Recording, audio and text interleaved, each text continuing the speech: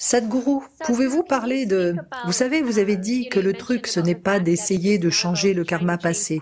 Et donc, pouvez-vous parler du pouvoir de l'intention et pourquoi l'intention est si importante? Vous donnez des exemples magnifiques dans le livre qui illustrent que vous pouvez faire la même chose, mais votre intention fait toute la différence en termes de karma accumulé ou pas.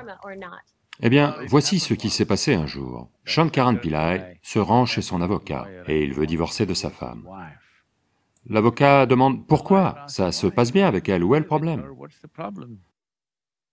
Shankaran Pillai dit, elle se tient si mal à table, elle respecte si peu les bonnes manières, je ne peux plus vivre avec elle.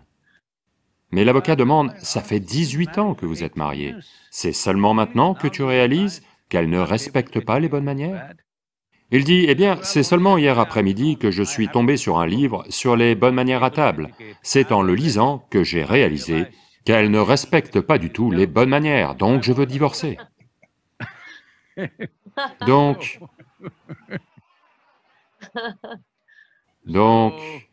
les gens changent constamment d'intention. Oui. S'en tenir à une certaine intention, c'est s'en tenir à un plan de base. Le reste du plan peut prendre n'importe quelle tournure, il peut aller en ligne droite, en courbe ou en zigzag, on ne sait pas, il y a beaucoup de situations dans la vie, mais l'intention de base doit être maintenue.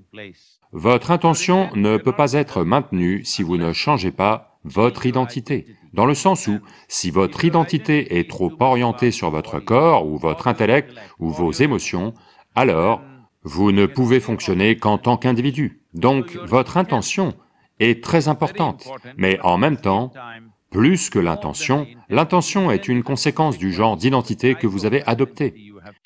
Si l'identité que vous avez adoptée, c'est d'être quelqu'un de très fort, alors vous verrez, avec les meilleures intentions, les pires choses peuvent quand même arriver. Il faut que je vous le dise. Les choses les plus horribles sur la planète ont eu lieu avec les meilleures intentions.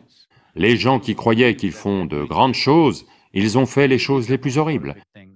Les gens qui, encore aujourd'hui, croient qu'ils font l'œuvre de Dieu, ils font les choses les plus terribles dans le monde en ce moment, parce que l'intention, sans ajuster l'identité, peut devenir une arme très puissante. La chose la plus importante est d'ajuster l'identité. La petitesse de votre identité ou la grandeur de votre identité va même déterminer même ce qu'est votre intention. Votre capacité à développer une intention, le genre d'intention que vous avez, comprenez cela s'il vous plaît. Quelqu'un qui commet un crime, lui aussi a une puissante intention.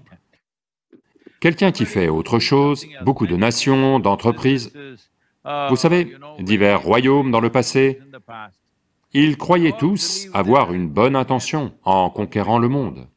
Et vous connaissez les conséquences de ces intentions, d'accord? Nous avons souffert de l'impérialisme. Peut-être pas autant ici, vous avez aussi souffert dans une certaine mesure, mais dans d'autres parties du monde, en Afrique, Asie, nous connaissons les fruits de l'impérialisme, ce qu'on a traversé à cause de ça. Mais dans leur esprit, leur intention était une intention puissante, merveilleuse, issue de leur idée d'un seul monde, ok? Donc il est très important de d'abord ajuster notre identité. Si vous faites passer votre identité d'une identité limitée à une identité cosmique, ensuite les intentions vont naturellement apparaître. Voyez, tout ce à quoi vous êtes identifié, avec ça, vous avez toujours les meilleures intentions, vous n'avez pas besoin de cultiver ces intentions. Vous avez un petit bébé, là vous n'avez pas à penser « je ne vais faire que des bonnes choses pour cet enfant ». Non, vous n'avez même pas besoin de ce genre de pensée. Comme vous le voyez comme étant à vous, naturellement, toute l'intention est là. Vous devez juste voir le monde comme étant à vous. Vous devez voir l'univers comme étant à vous, et il est à vous.